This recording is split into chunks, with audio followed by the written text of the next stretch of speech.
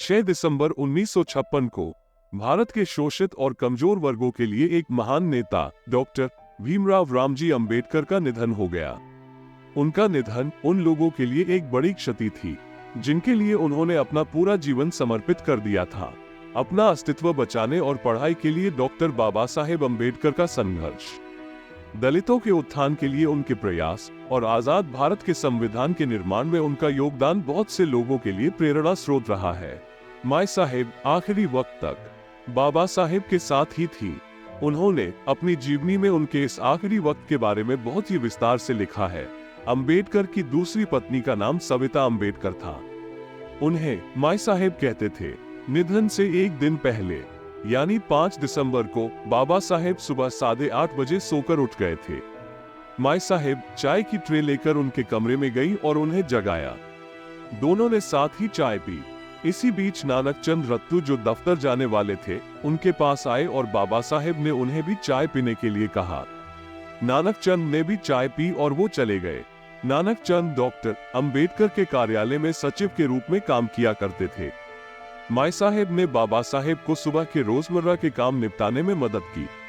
उसके बाद वो उन्हें नाश्ते की टेबल पर ले आए। बाबा साहेब और माई साहेब ने डॉक्टर मालवणकर के साथ में नाश्ता किया और बंगले के बरामदे में बैठकर कुछ बातें की।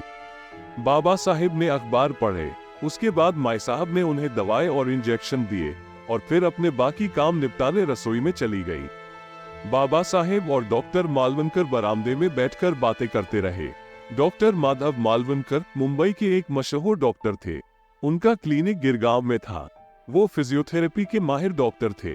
डॉक्टर मालवणकर पूरी मुंबई में एक प्रतिष्ठित और विशेषज्ञ फिजियोथेरेपिस्ट के तौर पर मशहूर थे।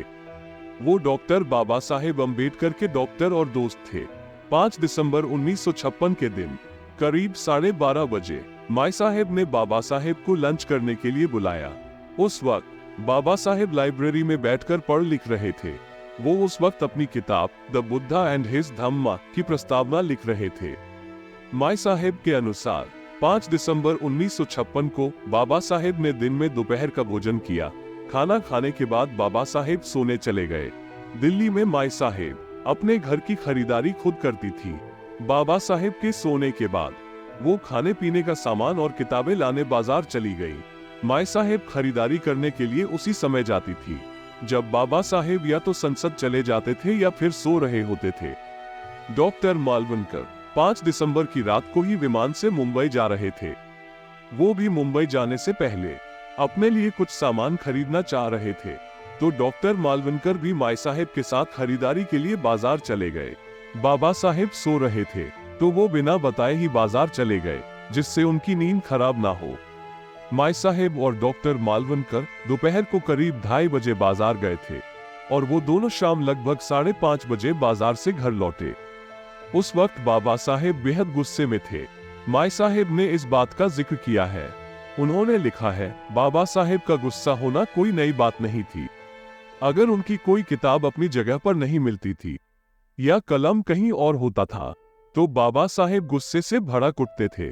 अगर उनकी इच्छा के बगैर कोई छोटा सा काम भी हुआ या उम्मीद के मुताबिक न हुआ तो उनका पारा 7वें आसमान पर पहुंच जाता था। बाजार से लौटकर माई साहेब सीधे बाबा साहेब के कमरे में गईं। बाबा साहेब ने कहा कि वो इंतजार कर रहे थे। उनका गुस्सा शांत करने के बाद माई साहेब बाबा साहेब के लिए कॉफी बनाने सीधे रसोई में चली गईं। रात 8 बजे जैन पुजारियों का एक प्रतिनिधि मंडल और उनके प्रतिनिधियों को बाबा साहेब से मिलने आना था। बंगले के लिविंग रूम में बाबा साहेब और उस प्रतिनिधि मंडल के सदस्यों के बीच बौद्ध और जैन धर्म को लेकर बातचीत हुई।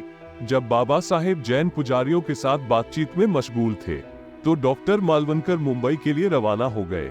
जैसा कि माई साहेब ने अपनी किताब में लिखा है कि डॉक्टर मालवणकर ने मुंबई जाने के लिए बाबा साहेब से इजाजत ले ली और वो हवाई अड्डे को रवाना हो गए। बाद में जैन धर्म के प्रतिनिधिमंडल ने भी बाबा साहेब से इजाजत लेकर विदा ली। बाबा साहेब ने उनसे कहा कि अगले रोज 6 दिसंबर के लिए मेरे सचिव से शाम का वक्त ले लेना, फिर हम बात करेंगे। उसके बाद बाबा साहेब ने मन में ही बुद्धम शरणम गच्छामि का पाठ करना शुरू कर दिया। माई साहेब लिखती है कि जब भी बाबा साहेब बेहद अच्छे मूड में हुआ करते थे तो वो बुद्ध वंदना और कबीर के दोहे पढ़ा करते थे। कुछ देर के बाद जब माई साहेब ने ड्राइंग रूम में झांका तो देखा कि बाबा साहेब नानक चंद रत्तू को रेडियोग्राम पर बुद्ध वंदना का रिकॉर्ड बजाने को कह रहे थे। उसके बाद रात के खाने के वक्त बाबा साहेब ने थोड़ा सा खाना खाया। उनके खाने के बाद माई साहेब ने खाना खाया। बाबा साहेब माई साहेब के खाना खत्म करने का इंतजार करते रहे। उसके बाद उन्होंने कबीर का दोहा चलो कबीर तेरा भवसागर डेरा बड़े सुर में गाया। बाद में छड़ी का सहारा लेकर वो बेडरूम की तरफ चल पड़े। उनके हाथ में कुछ किताबें भी थी।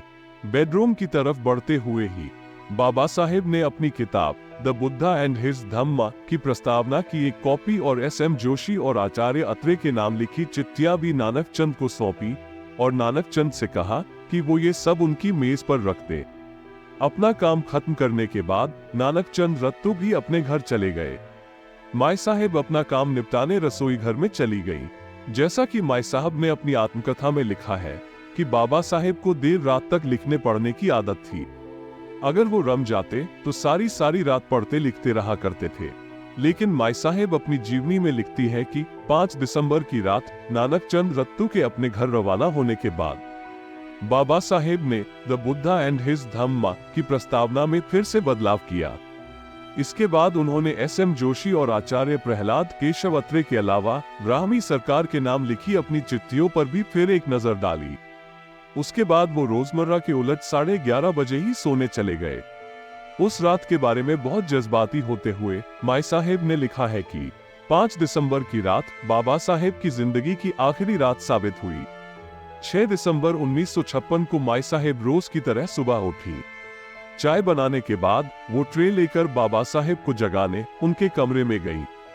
उस वक्त सुबह के 7:30 बज रहे थे।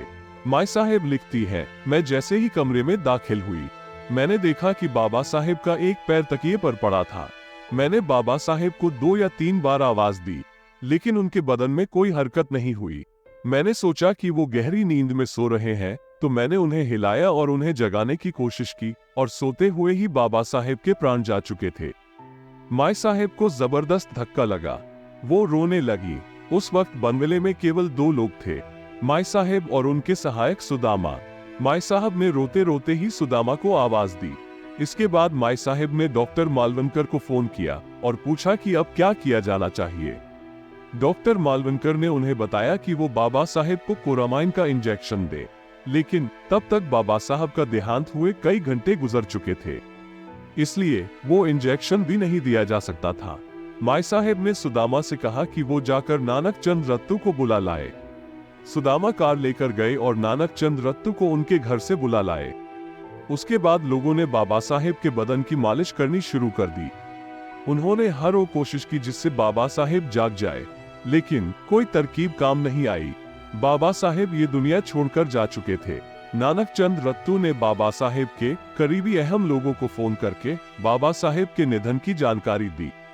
फिर नानक चंद रत्तू ने सरकार के विभागों, press trust of India, Uni और आकाशवाणी के केंद्र को भी फोन करके बाबा साहेब के निधन की सूचना दी। बाबा साहेब अंबेडकर की मृत्यु की खबर जंगल की आग की तरह फैल गई। ये खबर बहुत जल्दी पूरे देश में फैल गई। बाबा साहेब की मृत्यु की खबर ने पूरे देश को झंझोर कर रख दिया था। यह एक ऐसी घटना थी जिसे लोग कभी नहीं भूलेंगे। बाद में यही तय हुआ कि बाबा साहेब का अंतिम संस्कार मुंबई में किया जाए। इसके बाद 26 अलीपुर रोड के बनवेले पर प्रधानमंत्री जवाहरलाल नेहरू और केंद्र सरकार के और मंत्री, संसद के दोनों सदनों के सांसद और बाबा साहेब के अनुयायी जमा होने लगे। बाबा साहेब के पार्थिव शरीर को मुंबई ले जाने के लिए जगजीवन राम ने एक विमान की व्यवस्था की और उसके बाद बाबा साहेब का पार्थिव शरीर नागपुर होते हुए मुंबई ले जाया गया। फिर मुंबई बाबा साहेब के अभूतपूर्व अंतिम संस्कार की गवाह बनी।